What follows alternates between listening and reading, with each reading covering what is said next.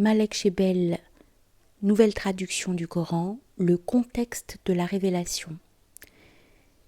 Ces éléments historiques sont importants pour comprendre l'arrière-plan de la révélation.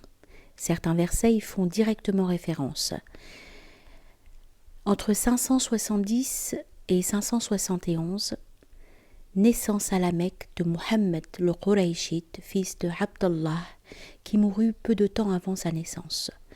Selon les Arabes, cette année-là, dite année de l'éléphant, Abraha, vice-roi du Yémen, a voulu envahir la Mecque. 577. Décès d'Amina bint Wahb, mère du futur prophète. L'enfant est pris en charge par son grand-père, Abd al-Muttalib, puis par son oncle Abu Talib, le père de Ali. Celui-ci sera le 4e calife de l'islam.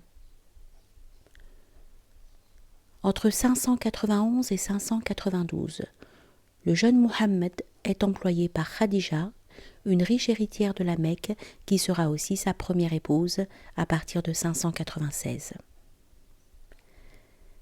En 610, début à la Mecque de la révélation coranique dictée par l'ange Gabriel au prophète et apprise par cœur par les premiers musulmans. Le Coran débute ainsi: « Lis au nom de ton Seigneur qui a créé. Il a créé l'homme d'un grumeau de sang. Lis, ton Seigneur est le plus généreux.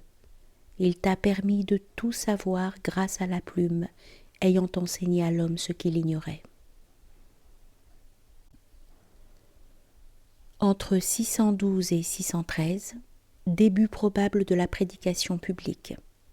En 615, se sentant en danger, une délégation de 83 croyants musulmans de la première heure part pour l'Abyssinie, actuelle Éthiopie, où elle trouve refuge auprès du Négus régnant. Certains ne reviendront qu'en 629, au moment où le premier pèlerinage à la Mecque sera discuté par le prophète et les Mécois. En 619, mort de Khadija, épouse de Mohammed et première musulmane de l'histoire. Décès d'Abu Talib, tuteur du prophète durant sa jeunesse. En 620, date présumée du voyage céleste du prophète. Les premières conversions médinoises datent de cette période. En 621, conversion à l'islam de plusieurs tribus du Hijaz. En 622, fuite et exode à Yatrib, une oasis du nord du Hijaz qui reprend le nom de Médine. En arabe, El-Madinat El-Munawwara. Début du calendrier musulman ou hégire, l'an 1 de la Hijra. En 623, Mohammed est désormais à Médine qu'il ne quittera plus jusqu'à sa mort. Il célèbre son mariage avec Aïcha, troisième épouse après Khadija et Saouda. Entre 624 et 628, c'est la cité-État de Médine, début de la mise en place d'une constitution dite de Médine vers 624. De nombreux traités sont passés entre le prophète et ses adversaires. C'est aussi le moment des guerres éclairs, des conquêtes et des conversions collectives. La tribu juive des Banu Qaynuqa est expulsée de Médine. En 624, institution de la Qibla vers la Mecque, après avoir été pendant 2 ans vers Jérusalem.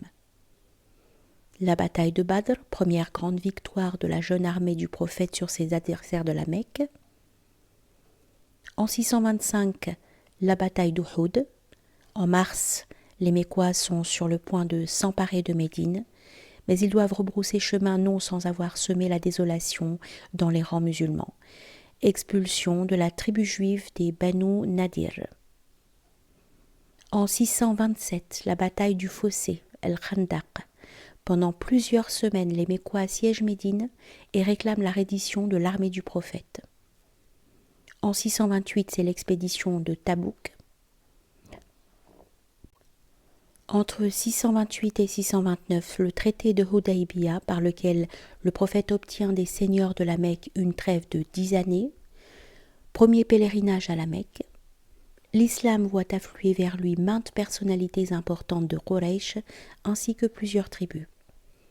En 630, retour triomphal de Mohammed à la Mecque et destruction des 360 idoles que renfermait le temple sacré de la Kaaba. institution du monothéisme musulman avec sa capitale, la Mecque. À Hunayn, bataille victorieuse de Mohammed contre les tribus bédouines récalcitrantes. En 631, dernier pèlerinage, dit aussi pèlerinage de l'adieu. Aujourd'hui, j'ai parachevé pour vous votre religion. C'est le verset qui s'en réfère. En 632, le 6 juin, certains disent le 8, c'est la mort de Mohammed à Médine. Il avait 62 ans. C'est le début du califat d'Abu Bakr as-Siddiq, le véridique, qui mourra de mort naturelle en 634, soit 12 ans après l'hégire. Zayd ibn Thabit, secrétaire du prophète, est chargé par le calife de réunir les fragments épars du Coran. En 633, l'islam se répand en Mésopotamie. Entre 634 et 644, c'est le califat de Umar. Il reçoit des mains de Zayd la première recension des versets coraniques. C'est également la première grande victoire musulmane en Palestine. En 635, l'islam fait une percée en Syrie. En 636, c'est la victoire musulmane à Qadisiyah, en Perse occidentale. En 644, le général Amr ibn al-As occupe l'Égypte. Il y fonde le Caire, al-Qahira, la victorieuse. Entre 644 et 656, vers l'an 30 de l'hégire, Uthman ou Uthman ibn Affan, troisième calife, bien guidé de l'islam, doit choisir l'une des diverses recensions coraniques. Celle qui est retenue, vers 650, répond aux exigences de la communauté des premiers savants coranistes qui la récitaient déjà par cœur. En 656, c'est la bataille du Chameau, qui oppose le clan de Aïcha, femme du prophète, à Ali. Ce dernier remporte la bataille et s'impose momentanément comme quatrième calife bien guidé de l'islam. Ali était le cousin du prophète, son compagnon de toujours et son gendre, en raison de son mariage avec Fatima, qui est depuis une sainte aux yeux des chiites. Entre 656 et 661, c'est le califat de Ali ben Abi Talib. En 658, Muawiyah, souverain de Damas, affiche ses prétentions au califat et fonde la dynastie des Omeyyades. 657, bataille de Siffin et négociations qui mettent fin à la division. Les Kharijites n'acceptent pas les termes de la trêve et font sécession. En 661, l'année 40 de l'hégire, l'assassinat à Koufa, sa capitale, de Ali ben Abi Talib. En 667, les premiers musulmans s'installent en Asie centrale. En 670, Uqba ibn Nafi' en Tunisie. Il y fonde Kairouan avant d'être mis à mort en 683 par Koussaïla, le chef berbère. En 671, l'exécution du chef des récitateurs du Coran, El-Qurra. En 680, c'est la mort violente lors de la bataille de Kerbala de Hussein, fils du calife Ali, lui-même assassiné en 661.